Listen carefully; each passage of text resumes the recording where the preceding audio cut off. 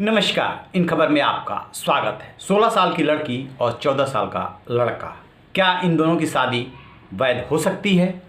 यदि कानून की बात करें तो हरगिज नहीं, लेकिन बिहार के नालंदा जिले के बिहार शरीफ की एक अदालत ने इस शादी को वैध ठहराया है और 3 दिन में ऐतिहासिक फैसला दिया है। क्या है पूरा मामला और क्या है इसमें कानूनी पेचीदगियाँ, कैसे वैध ठहरा दिया, इसके बारे में बात करेंगे।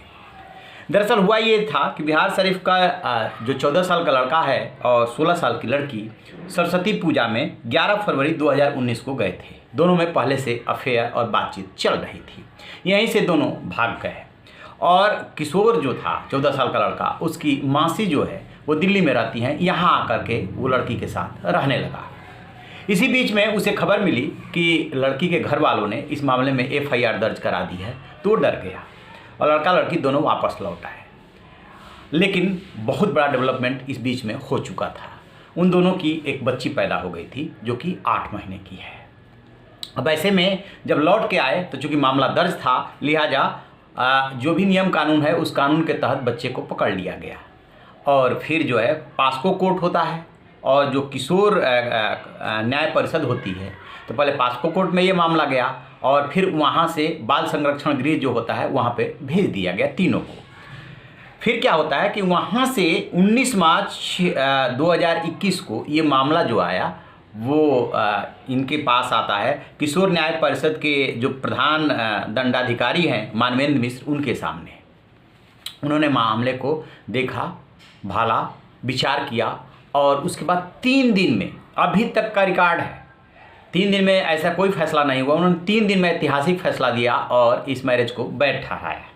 लेकिन 2-3 बातें भी कहा कि 3 जिंदगियों का सवाल है। जिस समय ये सब कुछ हुआ 14 साल की लड़की थी, 16 साल का लड़का था। अब जो है उन दोनों के अलावा एक 8 महीने की बच्ची भी है। तो यदि हम इस नियम कानून को दरकिनार करके, ढील दे करके ऐसा नहीं करते हैं तो बहुत बड़ा अन्याय हो जाएगा। लिहाजा उन्होंने शादी को वैध ठहरा दिया और ये भी कहा कि जो बच्ची है वो अपने ग्रैंडफादर को सौंपी जा सकती है।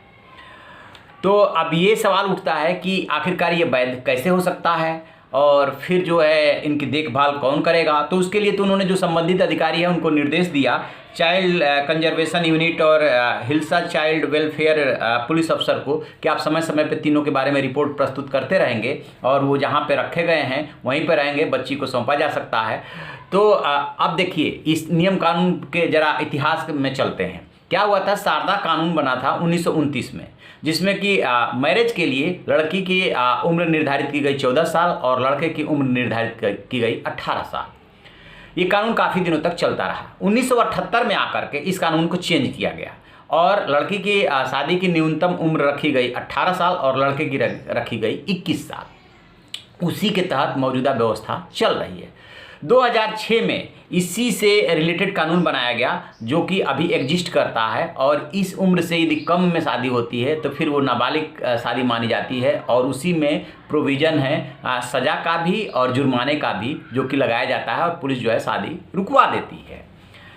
अब क्या हुआ था कि कोरोना के दौर में 15 अगस्त को जब प्रधानमंत्री लाल किले की प्राचीर से बोल रहे थे तो उन्होंने जो है ये बात कही थी कि लड़कियों की शादी की उम्र में चेंज होना चाहिए, क्योंकि अलग अलग दौर में अलग अलग चीज़ें डेवलप होती है। अब ये दौर कुछ ऐसा है कि इसमें चेंज की ज़रूरत है। इसको लेकर के एक टास्क फोर्स बनाई गई जो इस पर स्टडी कर रही है। लेकिन जो प्रारंभिक रिपोर्ट मिली है उसके मुताबिक लड़कियों की मैरिज की उम्र 21 साल की जा सकती है, अभी 18 साल है।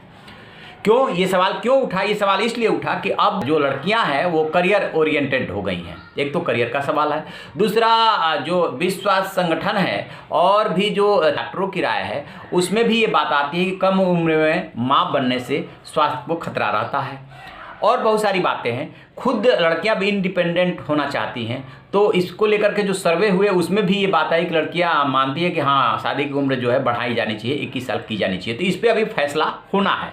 लेकिन यदि दुनिया की बात करें, दुनिया में 143 देश ऐसे हैं जहाँ पे कि लड़की की शादी की उम्र 18 साल है और जिसमें भारत भी शामिल है।